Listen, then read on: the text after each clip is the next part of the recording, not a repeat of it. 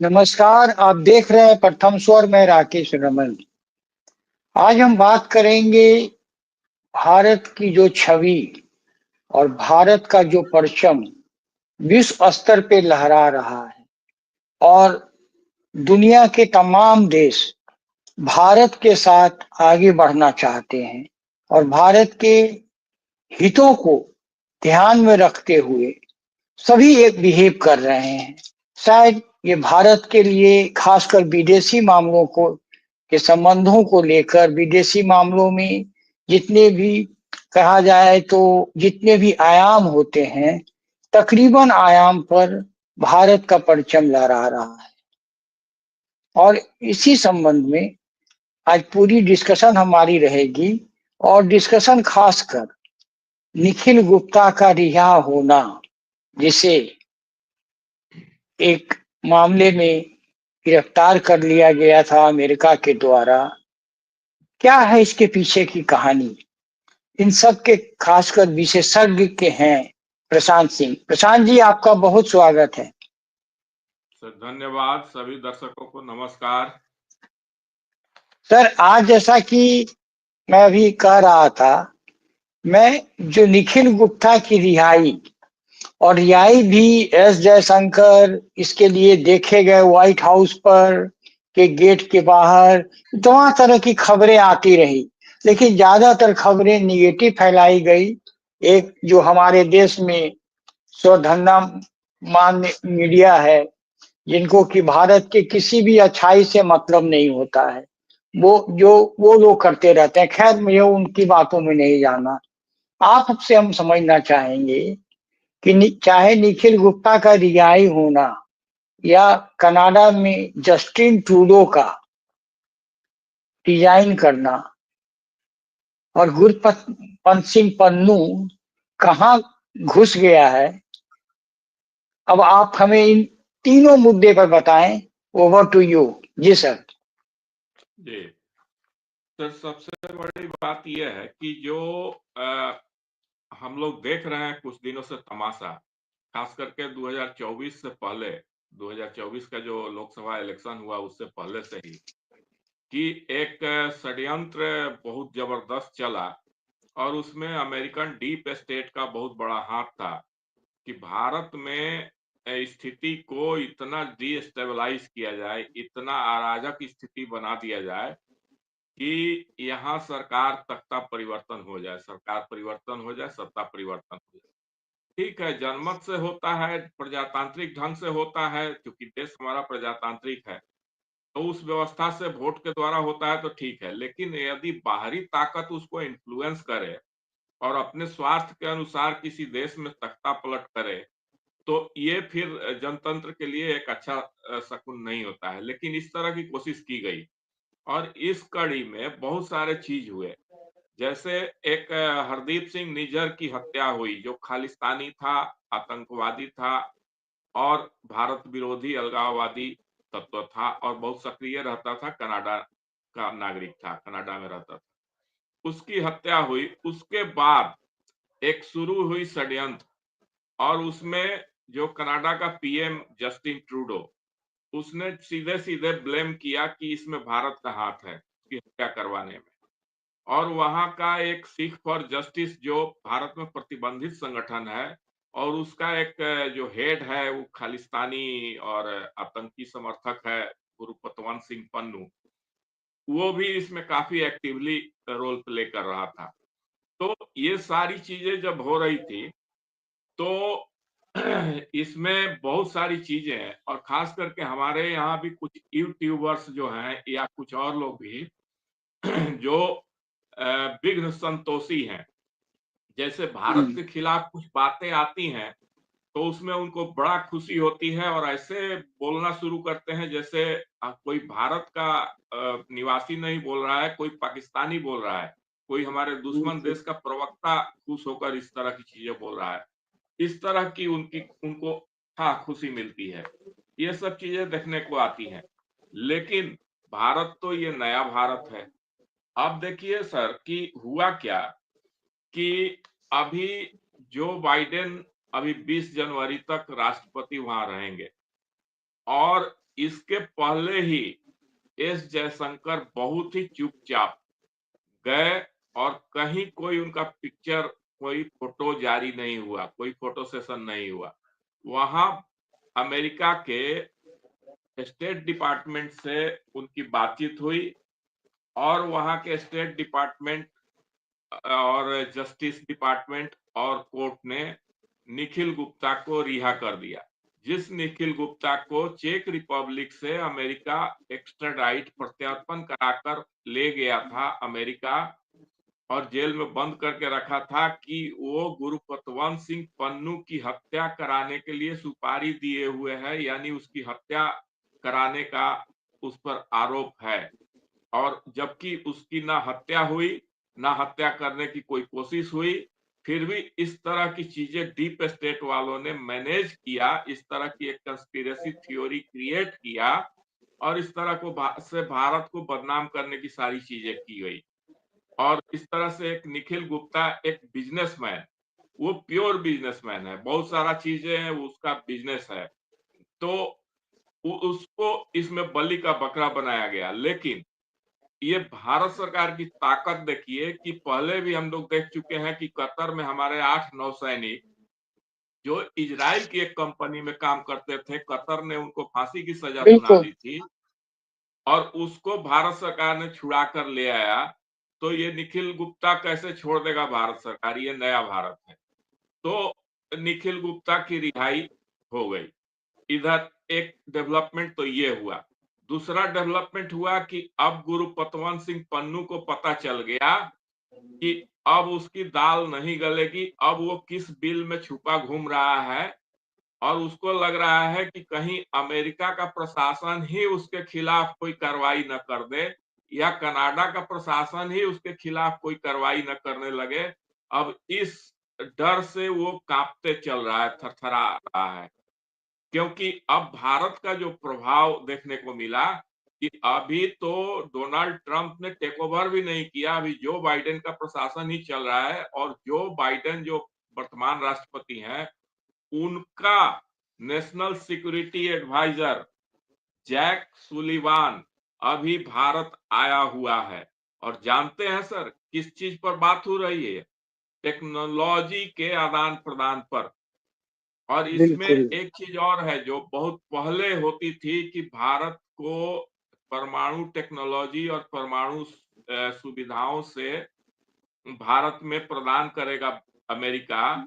लेकिन उस टाइम इस बीच इस बात पर जीत होती थी। वो ये चीजें तो वाजपेयी जी के कार्यकाल से चल रही, मनमोहन सिंह के कार्यकाल में भी चला। तो परमाणु टेक्नोलॉजी में अमेरिका का जिद था कि यदि कुछ उसमें दुर्घटना होती है तो अमेरिकी कंपनी को उसमें दोषी नहीं ठहराया जाएगा। इस गारंटी पर भारत दस्तखत करे तो हम बात आगे बढ़ाएंगे। लेकिन भारत ने कभी भी इस पर दस्तखत नहीं किया। बोला कि नहीं, बिल्कुल जो कंपनी इसके लिए काम करेगी, जिस कंपनी का जिम्मा होगा, उसी कंपनी का ये भी जिम्मेवारी होगा सुरक्षा की भी। तो आज अमेरिका उस पर भी आकर झुक रहा है और उसका एनएसए, नेशनल सिक्योरिटी एडवाइजर, राष्ट्रीय सुरक्षा सलाहकार हमारे देश में आकर बातचीत कर रहा है। ये है भारत की ताकत। तो ये सारी चीजें मिलाकर इसके बाद अब स्थिति ये आई सर कि जो कनाडा में जस्टिन ट्रूडो ने शुरू किया था कि भारत को ब्लेम करके कि निजर की हत्या में भारत का हाथ है और भारत के एजेंसियों ने करवाया है, इस तरह का आरोप लगा के उस पर, क्योंकि भ्रष्टाचार के बहुत सारे आरोपों की जांच हो रही है। इसके अलावा एक और आरोप जस्टिन ट्रूडो पर लगा है कि उसकी चुनावी जीत में पिछली बार, वो 9 साल से प्रधानमंत्री है वहां का, पिछली चुनाव में उसकी जीत के लिए चाइना के द्वारा फंडिंग की गई है, इस तरह के आरोप वहां के विपक्षी दल लगा रहे हैं और उस पर भी जांच चल रही है। उन सब चीजों से ध्यान भटकाने के लिए उसने ये सब चीजें शुरू की और उसको लगा कि ये चूंकि डीप स्टेट, खास करके जॉर्ज सोरोस का जो गैंग है, वो उसको काफी सपोर्ट कर रहा था। तो उसको लगा कि उसके इन्फ्लुएंस के कारण अमेरिका उसके पीछे रहेगा और निश्चित रूप से जो बाइडेन का भी उसको सपोर्ट डायरेक्टली या इनडायरेक्टली मिला। तो उससे उसका मनोबल बढ़ा।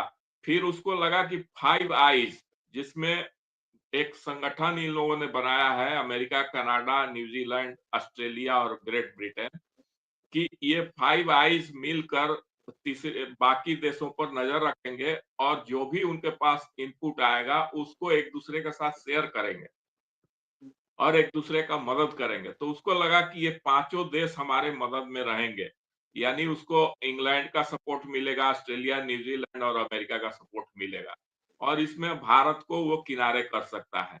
लेकिन हुआ उल्टा, उसकी कुर्सी हिल गई, उसकी पॉपुलैरिटी इतना घट गई है कि 100 में 74 आदमी, आज का जो सर्वे है सर कनाडा में, 100 में 74 आदमी, 74 आदमी उसको नफरत करने लगा है जस्टिन ट्रूडो से। और इसलिए पार्टी के अंदर उस पर काफी गर्मा गर्मी हो गई है और वो उसने इस्तीफा देने का ऐलान कर दिया है कि आप, पार्टी से कहा है कि आप प्रधानमंत्री का चुनाव कीजिए नेता पद का और उस दिन हम रिजाइन कर देंगे। ये घोषणा उसने कर दिया है। अब इसके बाद डोनाल्ड ट्रंप का कार्यकाल आने वाला है अमेरिका में। डोनाल्ड ट्रंप ने 25% टैक्सेशन कनाडा से अमेरिका जाने वाले सामान पर लगाने का काम किया है, घोषणा किया है क्यों, और बोला है कि अगर कनाडा नहीं सुधरता है तो हम कनाडा को अमेरिका में मिला लेंगे, 51वां राज्य अपना बना लेंगे। इतना ट्रंप का गुस्सा है कनाडा पर। इसका एक कारण है, क्योंकि चाइना जो सामान डायरेक्ट नहीं भेज पाता है अमेरिका में, वो सामान कनाडा और मेक्सिको के माध्यम से भेज देता है। और इसीलिए डोनाल्ड ट्रंप अमेरिका फर्स्ट की नीति पर चलते हुए और चाइनीज सामान को रोकने के लिए कनाडा और मेक्सिको दोनों पर 25% का टैक्सेशन एक्स्ट्रा लगाने का घोषणा कर दिया है। अब ये सारी चीजें कनाडा के लोगों को इतना नगवार गुजर रहा है कि ये सारी दुर्गति जो हो रही है कनाडा की, ये सिंपली एक व्यक्ति इसके जस्टिन ट्रूडो के चलते हो रही है। तो जस्टिन ट्रूडो इसमें नप गए। और एक चीज और देखिए कि 9 वर्षों के कार्यकाल में जस्टिन ट्रूडो कई बार भारत आया, लेकिन हमारा प्रधानमंत्री 56 इंच का सीना देखिए कि 9 वर्षों में प्रधानमंत्री नरेंद्र मोदी एक बार भी कनाडा नहीं गए। ये हमारा स्वाभिमान है, ये हमारा अभिमान है, ये हमारा गरूर है कि हम जो हमारी इज्जत नहीं करता है उसको हम सबक सिखाने में पीछे कि नहीं रहते हैं। ये चीजें सवाल होती सिर्फ, है। जी सर, सवाल सिर्फ इतना है कि जस्टिन ट्रूडो, क्योंकि कनाडा के साथ भारत के कुछ ऐसे रिश्ते थे कि अन्य राज्य देश तो दोस्त अनेक कंट्रीज का, हमारे देश में एक केवल एम्बेसी होता है, लेकिन कनाडा के साथ बहुआयामी हमारे संबंध थे।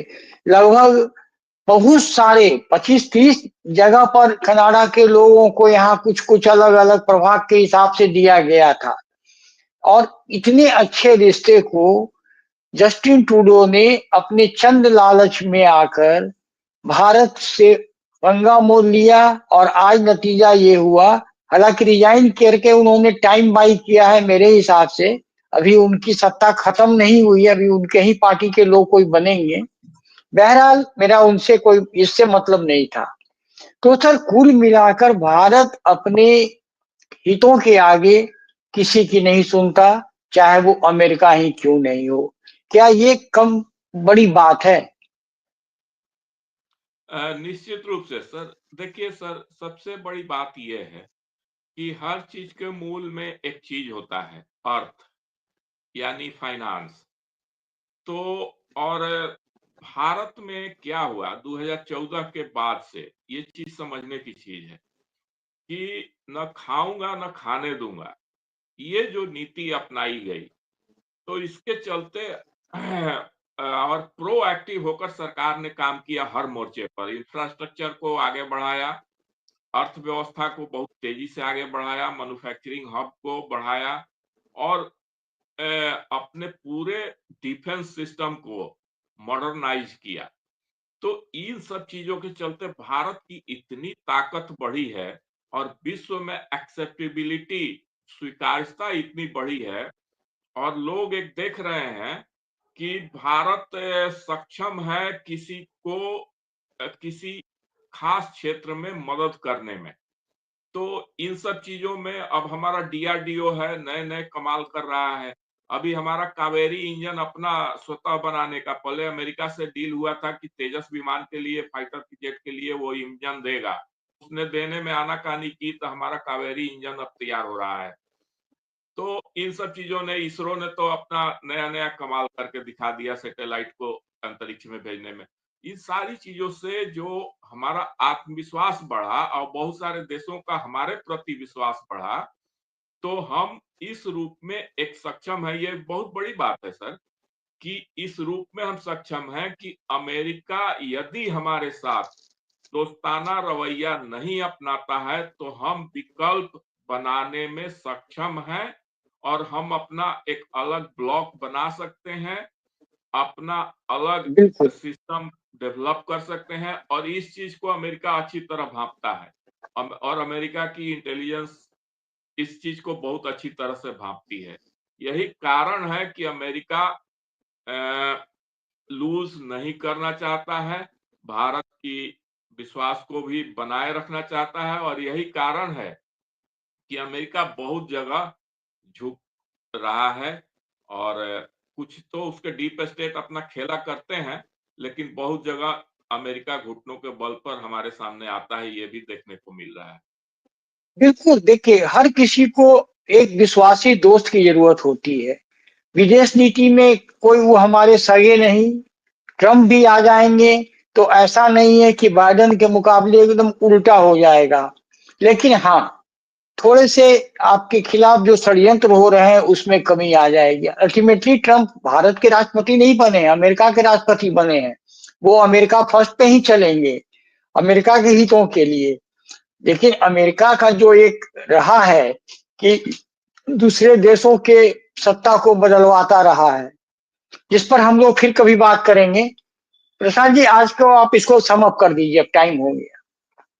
जी बिल्कुल, आपने जो कहा बिल्कुल सही बात है कि जो डोनाल्ड ट्रंप भी आएंगे तो वो अपने देश के हितों की बात करेंगे। और एक हम लोगों के यहाँ नीति श्लोका में कहा भी गया है कि सोए हुए सिंह के मुख में मृगा नहीं आती है, सिंह को दौड़ना पड़ता है, शिकार अपना करना पड़ता है। तो भारत भी अब उस चीज उस रणनीति में नहीं विश्वास करता है कि डोनाल्ड ट्रंप है, कि जो बाइडेन है, कि बराक ओबामा है, कौन है उससे मतलब नहीं है। हम अपनी नीतियों को किस तरह से आगे बढ़ाएंगे कि हम किसी भी प्रतिकूल परिस्थिति को भी अपने अनुकूल ढालने की क्षमता अपनी बढ़ाएंगे, हम इसमें अब विश्वास करने लगे। जी जी जी, तो आज के लिए बस इतना ही। कल फिर हम लोग लगातार अब इंटरनेशनल जो जियो पॉलिटिक्स है उसको भी लेकर आपके सामने आएंगे। और दिल्ली की खबरें तो आज हमने आपको डाली भी है, उसको भी देखते रहिए। अंदर भी राजनीति की खबरें भी आपको मिलेगी। यदि आपको वीडियो अच्छा लगे तो इसको लाइक कीजिए, शेयर कीजिए और सब्सक्राइब कीजिए। शुभ रात्रि।